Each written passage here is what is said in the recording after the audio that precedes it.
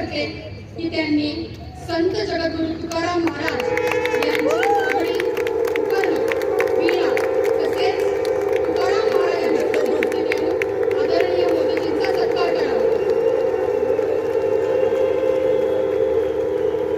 आपल्याला माहिती आहे की आत्ताच आपल्या पुणे विमानतळाला संत जगद्गुरु तुकाराम महाराजांचं नाव देण्यात आलेलं आहे। यासाठी मी आपले धन्यवाद देते आणि देशाचे पहिले प्रधानमंत्री असे आहेत की ज्यांनी तेरू येथे भेट दिलेली आहे।